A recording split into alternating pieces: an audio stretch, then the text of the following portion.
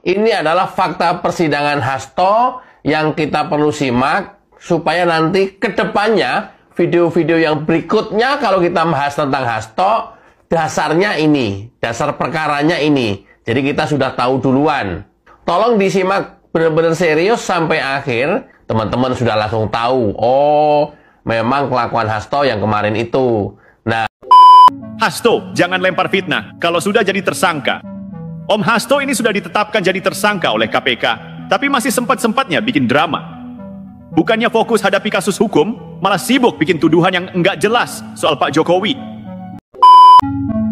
Mari kita bahas satu persatu permainan politik kelas receh dari Hasto Kristianto. Orang ini sekarang sedang berusaha mencitrakan dirinya sebagai korban kriminalisasi, seolah-olah dirinya adalah martir demokrasi yang dizalimi oleh penguasa. Sebentar, kita ingatkan lagi. Hasto ini siapa? Orang yang selama ini dikenal sebagai tukang bisik Megawati. Orang yang selalu memainkan narasi kotor untuk menjatuhkan lawan politiknya.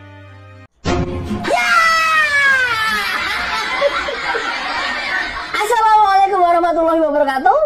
Teman-teman, ini perlu serius, ya, nggak seperti biasanya bernarasi cekek-cekeki. Tapi ini fully perlu serius. Kenapa? Ini adalah fakta persidangan Hasto yang kita perlu simak supaya nanti ke depannya video-video yang berikutnya kalau kita bahas tentang Hasto, dasarnya ini, dasar perkaranya ini. Jadi kita sudah tahu duluan. Tolong disimak benar-benar serius sampai akhir. Teman-teman sudah langsung tahu, oh memang kelakuan Hasto yang kemarin itu. Nah, ini adalah kelakuan Hasto, betapa jahat dan liciknya Hasto pada kasus Harun Masiku. Simak sampai tuntas ya, jangan di skip supaya kita memperoleh informasi lengkap, tidak sepotong-sepotong. Simak videonya. Bertempat di kantor Dewan Pimpinan Pusat PDI Perjuangan, Jalan Pegangsaan Barat nomor 1, RT 1 RW 2, Menteng, Kecamatan Menteng, Kota Jakarta Pusat. Di Jalan Sultan Syahrir nomor 12A, Gondang Dia, Menteng, Jakarta Pusat, DKI Jakarta, atau setidak-tidaknya di tempat-tempat yang termasuk dalam daerah hukum Pengadilan Tindak Pidana Korupsi pada Pengadilan Negeri Jakarta Pusat yang berwenang memeriksa dan mengadili perkara ini. Oleh karena terdakwa melakukan tindak pidana yang terkait antara satu dengan lain, maka sesuai dengan ketentuan pasal 141 huruf B Undang-Undang Nomor 8 Tahun 1981 tentang Hukum Acara Pidana atau KUHP untuk melakukan penggabungan perkara dan membuatnya dalam suatu surat dakwaan. Melakukan beberapa perbuatan yang harus dipandang sebagai perbuatan yang berdiri sendiri sehingga merupakan beberapa kejahatan dengan sengaja mencegah, merintangi atau menggagalkan secara langsung atau tidak langsung penyidikan, penuntutan, dan pemeriksaan di sidang pengadilan terhadap tersangka dan terdakwa ataupun para saksi dalam perkara korupsi, yaitu dengan sengaja telah melakukan perbuatan mencegah, merintangi, atau menggagalkan secara langsung atau tidak langsung penyidikan terhadap tersangka Harun Masiku berdasarkan surat perintah penyidikan nomor sprindik 07 garis miring dik titik 00 garis miring 01 garis miring 01 garis miring 2020 tanggal 9 Januari 2020 yang dilakukan terdakwa dengan cara memerintahkan Harun Masiku melalui Nur Hasan untuk merendam telepon genggam milik Harun Masiku ke dalam air setelah kejadian tangkap tangan oleh KPK kepada Wahyu Setiawan selaku anggota Komisi Pemilihan Umum Republik Indonesia atau KPU RI periode tahun 2017 sampai dengan tahun 2022 dan memerintahkan Kusnadi untuk menenggelamkan telepon genggam sebagai antisipasi upaya paksa oleh penyidik KPK. Perbuatan terdakwa dilakukan dengan cara-cara sebagai berikut. 1. Menyuruh Harun Masiku melalui Nur Hasan untuk merendam telepon genggam. Bahwa pada tanggal 26 November 2019, pimpinan KPK menerbitkan surat perintah penyelidikan nomor Sprinlit 134 garis miring 01 garis miring 11 garis miring 2019 tentang dugaan tindak pidana korupsi berupa penerimaan hadiah atau janji oleh penyelenggara negara di DPR RI terkait dengan pengurusan dan pelaksanaan APBN tahun anggaran 2020. Atas penyelidikan tersebut, penyelidik menemukan dugaan tindak pidana korupsi penerimaan hadiah atau janji oleh penyelenggara negara di Komisi Pemilihan Umum atau KPU, kemudian melaporkan kepada pimpinan KPK. Atas laporan tersebut, pada tanggal 20 Desember 2019 diterbitkan surat perintah penyelidikan nomor Sprinlit 146/01/12/2019 terkait dugaan tindak pidana korupsi berupa penerimaan hadiah atau janji oleh penyelenggara negara di Komisi Pemilihan Umum Republik Indonesia terkait dengan penetapan anggota DPR RI terpilih 2019 sampai dengan 2024. Selanjutnya penyelidik KPK melakukan serangkaian tindakan penyelidikan. Pada tanggal 8 Januari 2020, petugas KPK menerima informasi perihal komunikasi antara Wahyu Setiawan dengan Agustiani Tio Fidelina yang menyampaikan adanya penerimaan uang terkait dengan rencana penetapan Harun Masiku sebagai anggota DPR RI terpilih 2019 sampai dengan 2024. Sehingga petugas KPK mulai mengawasi pergerakan pihak-pihak yang diduga terlibat, yakni Wahyu Setiawan, Harun Masiku, Saiful Bahri, Doni Tri Istiqomah, dan Agustiani Tio Fidelina. Selama beberapa waktu kemudian, petugas KPK berhasil mengamankan Wahyu Setiawan di Bandara Soekarno-Hatta. Pada sekitar pukul 18.19 WIB, terdakwa mendapatkan informasi bahwa Wahyu Setiawan telah diamankan oleh petugas KPK. Kemudian terdakwa melalui Nur Hasan memberikan perintah kepada Harun Masiku agar merendam telepon genggam miliknya ke dalam air dan memerintahkan Harun Masiku untuk menunggu atau standby di kantor DPP PDI Perjuangan dengan tujuan agar keberadaannya tidak bisa diketahui oleh petugas KPK. Pada sekitar pukul 18.35 WIB, bertempat di sekitar Hotel Sofyan, Cut Mutia, Jakarta, Harun Masiku bertemu dengan Nur Hasan, menindaklanjuti perintah terdakwa, dan atas bantuan Nur Hasan pada jam 18.52 WIB, telepon genggam milik Harun Masiku tidak aktif dan tidak teladak. Selanjutnya, petugas KPK memantau keberadaan Harun Masiku melalui update posisi.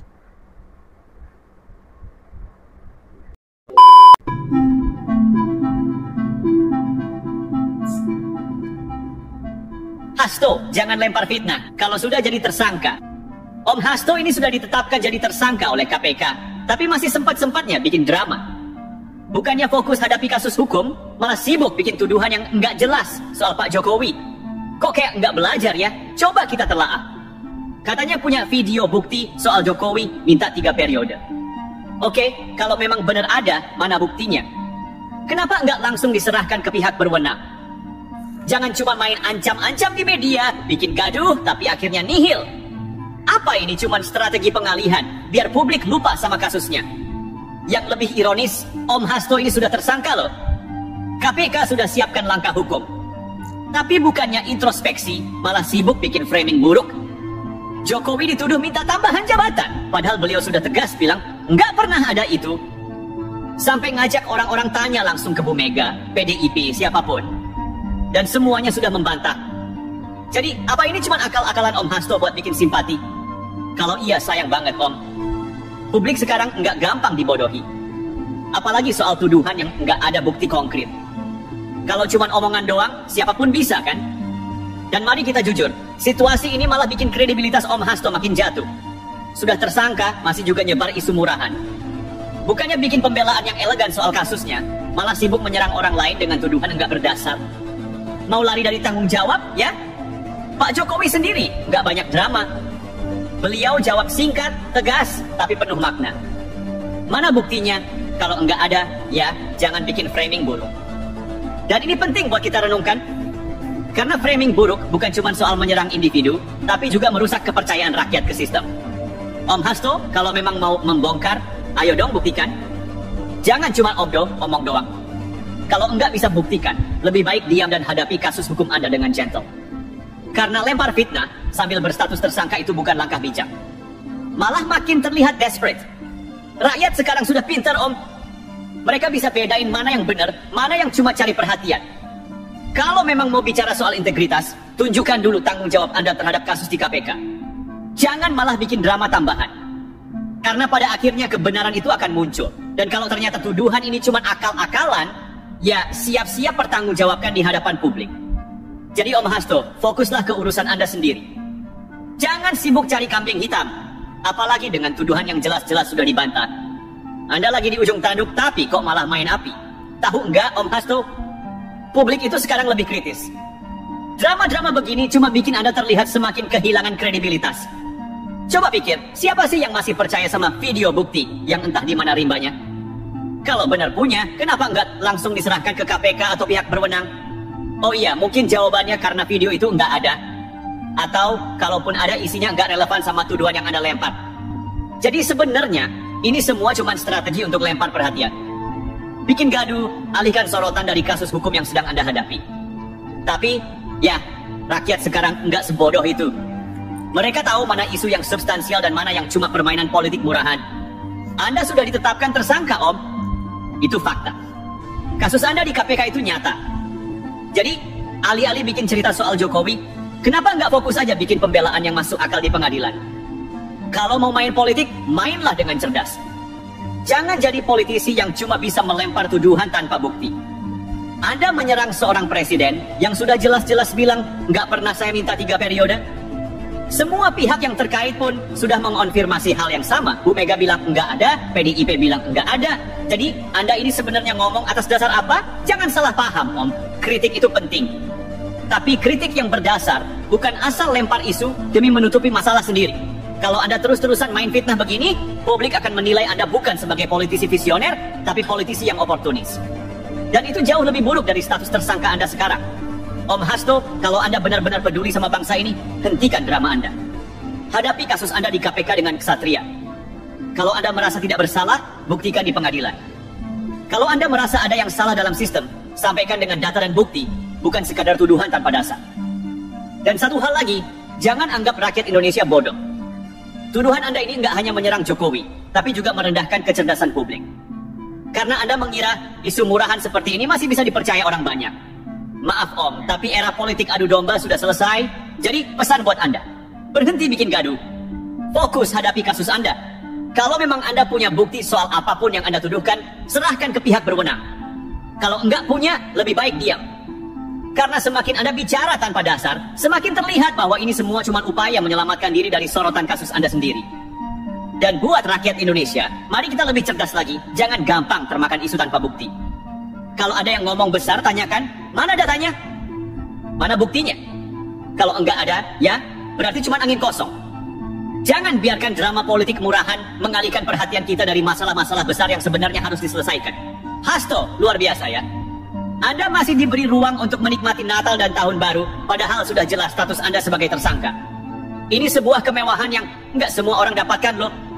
Rakyat biasa, salah sedikit aja langsung berhadapan dengan hukum, nggak pakai jeda. Tapi Anda masih sempat-sempatnya bikin drama politik soal Jokowi minta 3 periode. Coba kita bicara realitas. KPK yang katanya nggak pandang bulu, kok kelihatan longgar banget sama Anda. Padahal status tersangka itu bukan hal kecil. Ada dugaan korupsi yang serius di situ, yang tentu saja merugikan negara. Tapi entah kenapa Anda masih bisa beraktivitas dengan santai, bahkan bikin manuver politik. Apa? Karena Anda punya privilege sebagai eliti. Dan lucunya lagi, bukannya fokus persiapan pembelaan hukum, Anda malah sibuk bikin tuduhan nggak jelas ke Jokowi. Kok kesannya malah jadi pengalian isu ya? Seolah-olah mau bilang, lihat, bukan saya masalahnya, tapi Jokowi. Rakyat juga pasti mikir, kenapa Anda yang sudah tersangka ini seperti dibiarkan begitu saja? Apa ini soal peraturan main yang beda untuk yang di atas? Kalau rakyat kecil salah, hukum datang secepat kilat. Tapi kalau elit bisa jalan-jalan dulu, bahkan bikin framing macam-macam. Hasto, kalau Anda benar-benar peduli pada bangsa ini, fokuslah ke kasus Anda. Jangan manfaatkan waktu kelonggaran ini untuk bikin kegaduhan baru. Sebagai politisi senior, mestinya Anda paham, setiap tindakan dan ucapan Anda bisa berdampak besar. Kalau semua ini hanya untuk menutupi kasus pribadi, Anda nggak cuma menipu publik, tapi juga merusak kepercayaan rakyat pada sistem hukum kita. Dan buat KPK, mari buktikan independensi Anda. Jangan sampai publik merasa ada perlakuan istimewa untuk tersangka kelas atas. Karena hukum itu harusnya berlaku sama untuk semua orang. Kalau enggak, rakyat akan terus bertanya, di mana keadilan untuk mereka yang enggak punya privilege seperti Hasto? Jadi, Om Hasto, nikmati Natal dan Tahun Baru Anda. Tapi ingat, waktu Anda untuk drama ini enggak banyak. Setelah ini, rakyat akan menunggu Anda mempertanggungjawabkan semua tindakan Anda, baik di KPK maupun di mata publik. Dan kalau Anda benar-benar punya keberanian, berhentilah bersembunyi di balik isu murahan. Hadapi semuanya dengan kesatria. Karena cepat atau lambat, kebenaran akan bicara. Akhirnya Pak Jokowi buka suara juga, ditunggu-tunggu kan? Setelah Om Hasto bikin heboh dengan klaimnya soal isu 3 periode, sekarang giliran Presiden langsung yang ngomong. Tegas pula. Nggak pernah saya, ya, yang namanya minta 3 periode? Nggak pernah. Nggak pernah ngirim orang, nggak pernah bisik-bisik, nggak pernah ngode-ngode. Kalau ada yang bilang saya minta, silakan tanya Bu Mega, tanya partai. Kapan? Di mana? Siapa yang saya kirim? Nggak ada itu. Tuh, jelas banget. Pak Jokowi bahkan ngajak semua pihak buat klarifikasi. Mau tanya ke Bu Mega, ke PDIP, ke siapa aja silakan, biar semua terang benderang. Tapi kok, ya, Om Hasto ini kok bilang ada video bukti? Videonya mana? Coba tunjukin kalau berani. Jangan cuma lempar isu, terus ditinggal kabur. Yang lebih menarik, Hasto bilang mungkin info ini dari Adian Napitupulu. Tapi Adian sendiri udah bantah loh, di TV swasta lagi. Dia bilang nggak ada itu cerita Jokowi minta 3 periode ke Megawati. Bahkan Puan Maharani juga udah angkat bicara, Presiden Jokowi nggak pernah minta tambahan masa jabatan, baik secara resmi maupun lewat bisik-bisik. Jadi pertanyaannya, siapa yang bohong? Atau jangan-jangan ini cuma trik politik murahan? Kita tahu ini tahun politik, segala cara dipakai buat bikin gaduh. Tapi main isu kayak gini, seriusan. Ngaku punya bukti tapi nggak pernah ditunjukin. Kok jadi mirip gosip warung kopi? Terus, soal 3 periode ini, bukannya udah jelas banget di UUD? 2 periode, titik. Nggak ada celah buat 3 periode, kecuali mau bikin amandemen besar-besaran. Dan buat apa juga? Kalau negara ini terus diurusin sama orang yang sama, kapan regenerasi jalan? Itu inti dari demokrasi kan? Bukan soal siapa yang mimpin terus, tapi gimana sistem bisa ngelindungin rakyat dari dominasi kekuasaan. Mari kita bahas satu persatu permainan politik kelas receh dari Hasto Kristianto. Orang ini sekarang sedang berusaha mencitrakan dirinya sebagai korban kriminalisasi, seolah-olah dirinya adalah martir demokrasi yang dizalimi oleh penguasa. Padahal, faktanya, Hasto sedang berusaha menyelamatkan dirinya sendiri dari jerat hukum kasus suap Harun Masiku. Kita mulai dari klaim utamanya. Saya jadi tersangka karena kritis terhadap penguasa. Serius, Hasto?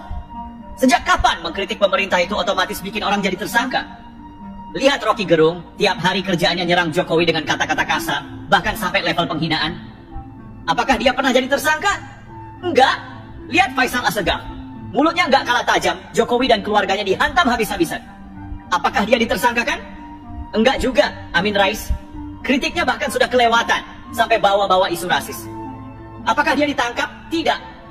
Jadi klaim Hasto bahwa dia dikriminalisasi karena kritis terhadap Jokowi, itu gugur total. Sekarang, mari kita bahas kasus suap Harun Masiku yang coba ditutup-tutupi Hasto. Faktanya, nama Hasto sudah dikaitkan dengan kasus ini sejak tahun 2020, 4 tahun yang lalu. Bukan sesuatu yang baru. Saat itu penyidik KPK seperti Novel Baswedan dan Yudi Purnomo sudah membongkar bahwa ada upaya OTT terhadap Harun Masiku dan Hasto di PT IKA. Tapi anehnya, saat itu petugas KPK justru disandera dan akhirnya kedua orang ini lolos. Bukan cuma itu, saat KPK sedang mengusut lebih dalam apa yang terjadi, banyak penyidik yang menangani kasus ini justru digusur lewat tes wawasan kebangsaan TWK. Bayangkan, penyidik yang sudah berpengalaman puluhan tahun tiba-tiba dianggap tidak lolos TWK. Ini jelas ada permainan. Dan sekarang, setelah sekian lama KPK akhirnya berhasil mengumpulkan cukup bukti untuk menyeret Hasto ke pengadilan. Apakah ini kriminalisasi? Tidak. Ini keadilan yang tertunda. Lalu ada klaim, saya diancam akan dijadikan tersangka jika PDIP memecat Jokowi. Coba kita telaah logikanya. Jika benar ada ancaman seperti itu, mengapa Hasto tidak menyebut siapa pejabat yang mengancamnya? Ini sidang pengadilan, bukan forum gosip. Jika ingin meyakinkan hakim, tunjukkan bukti, beri nama. Tapi nyatanya, dia hanya bilang, ada utusan pejabat negara. Aneh, bukan? Jokowi sendiri sudah meminta agar Hasto mengungkap nama pejabat itu ke publik. Tapi apa yang terjadi? Hasto dan kubunya diam 1000 bahasa. Di internal PDIP sendiri, klaim ini simpang siur. Jubir PDIP, Deddy Sitorus, bilang utusan itu datang ke DPP. Tapi bocoran dari Tempo bilang utusan itu datang ke Hasto langsung.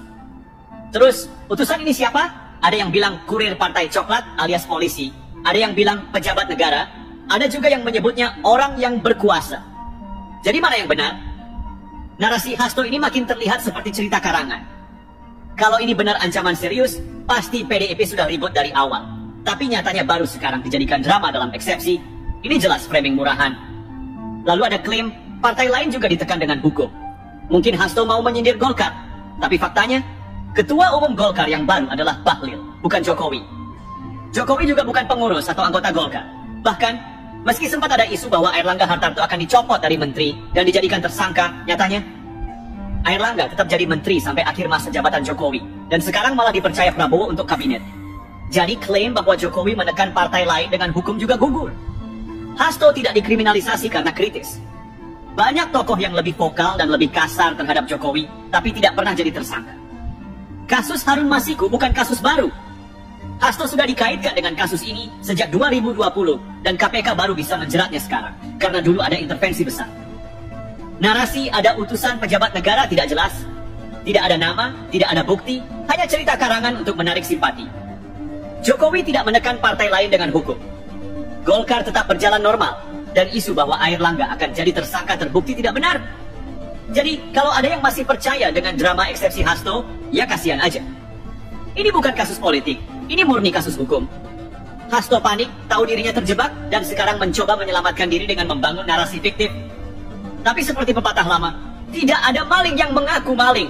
Sekarang mari kita kupas lebih dalam strategi busuk yang sedang dimainkan Hasto dan kubunya. 1. Memainkan peran korban, klise dan murahan. Coba perhatikan pola ini.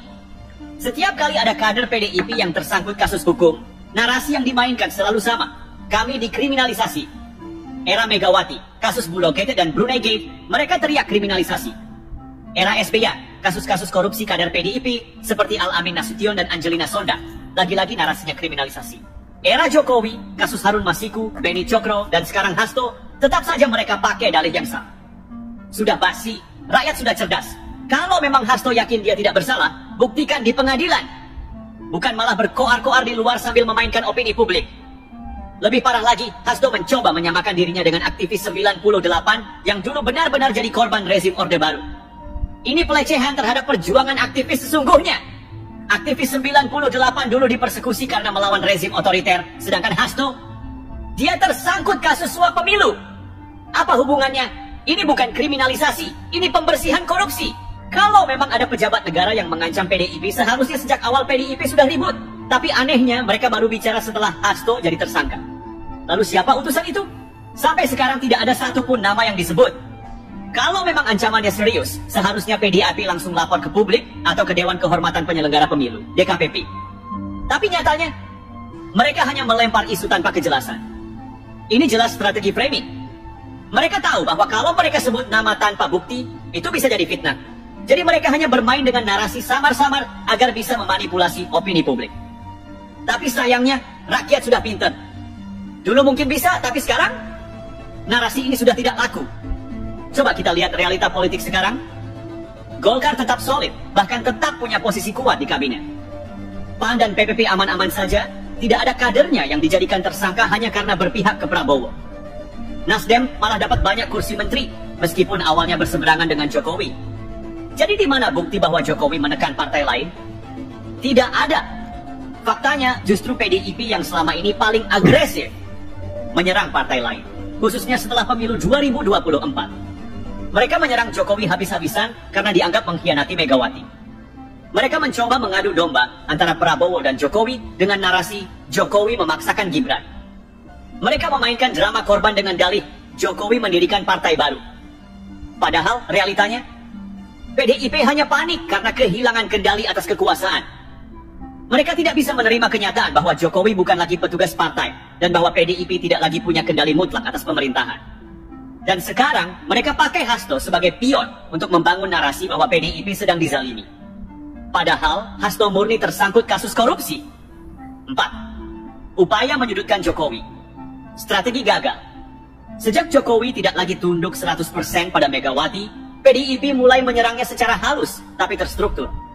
Mereka mulai menyebarkan narasi bahwa Jokowi tidak beretika karena mendukung Prabowo.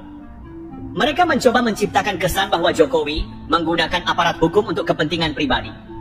Mereka berusaha menggiring opini bahwa Jokowi sedang mendirikan partai baru untuk melawan PDIP di 2029. Padahal Jokowi hanya bermain politik seperti biasa. Semua politisi melakukan manuver, termasuk Megawati.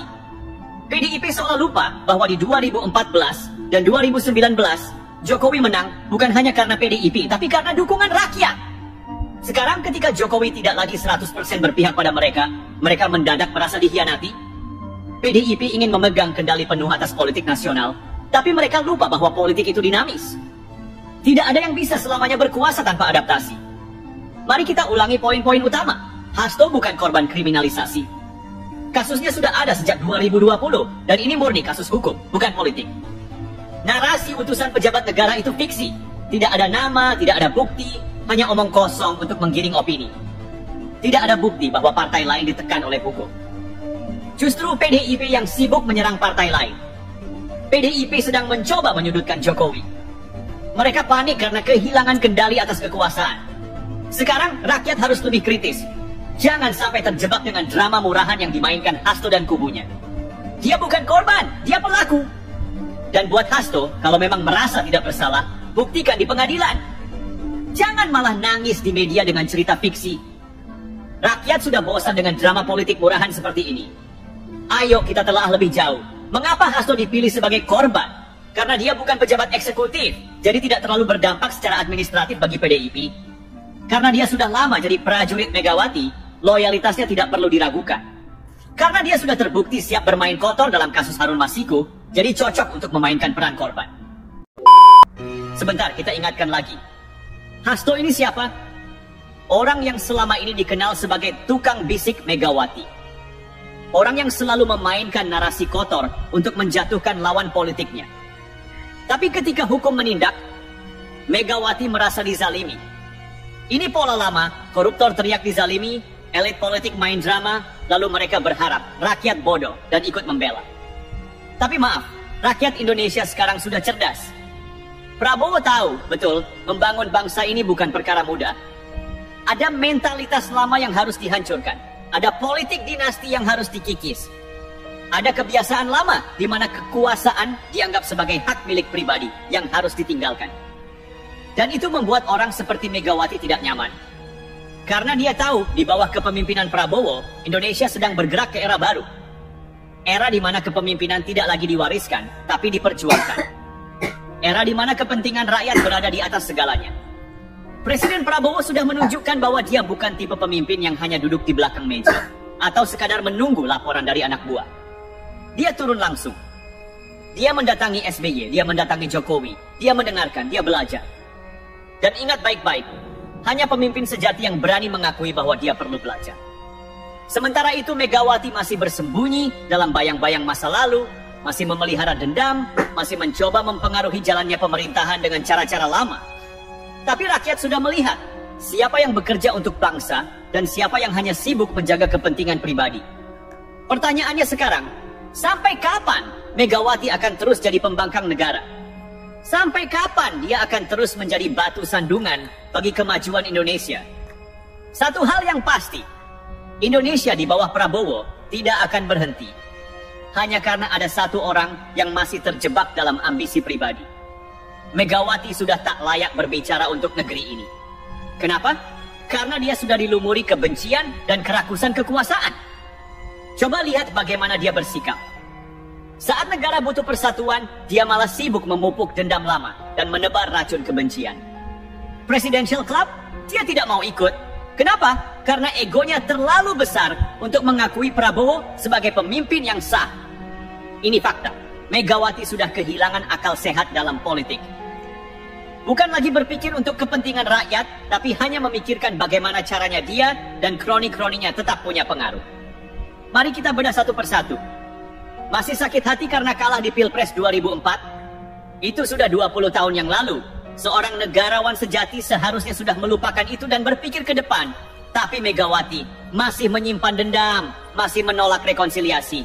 Sikap kekanak-kanakan seperti ini tidak pantas untuk seorang yang mengaku negarawan. Dulu dielu-elukan sebagai kader terbaik PDIP.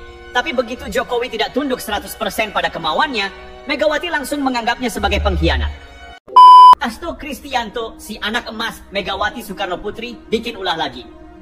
Ada tuduhan serius yang bikin publik geram. Dia diduga menggunakan pengaruh politiknya untuk meloloskan diri dari status tersangka KPK. Dan seperti cerita drama penuh intrik, Hasto ternyata nggak main sendirian. Ada Jan Faridz, mantan anggota One Team Press, dan seorang mantan hakim agung yang masih jadi teka-teki namanya. Ikut terseret dalam dugaan skenario licik ini. Jan Faridz, yang dulu dikenal sebagai pejabat tinggi dengan reputasi cukup baik, sekarang justru dituding jadi makelar kasus. Bayangin, dari seorang yang seharusnya menjaga integritas, malah diduga jadi penghubung untuk membangun strategi ilegal. Kabarnya, dialah yang mengatur pertemuan dengan sang mantan hakim agung buat nyusun langkah-langkah memenangkan pra-peradilan Hasto. Tujuannya jelas, bikin Hasto bebas dari status tersangka. Kalau upaya ini berhasil, bayangin dampaknya ke publik. Narasi yang selama ini dijual kubu PDI Perjuangan soal kriminalisasi terhadap Hasto bakal makin dianggap sah. Mereka akan bilang, lihat kan, Hasto memang dikriminalisasi. Padahal, di balik layar, semua ini diduga cuma akal-akalan buat menutupi fakta kalau Hasto sebenarnya terlibat masalah serius. Yang lebih bikin panas, ini jadi bukti baru betapa kotornya cara bermain politik di negeri ini. Penggeledahan rumah Jan Faridz oleh KPK jadi titik balik yang mengguncang cerita ini. Publik yang sebelumnya cuma bisa mendengar rumor, akhirnya disuguhkan fakta mengejutkan. Jan Faridz yang seharusnya jadi figur teladan malah terlibat dugaan skenario kotor demi menyelamatkan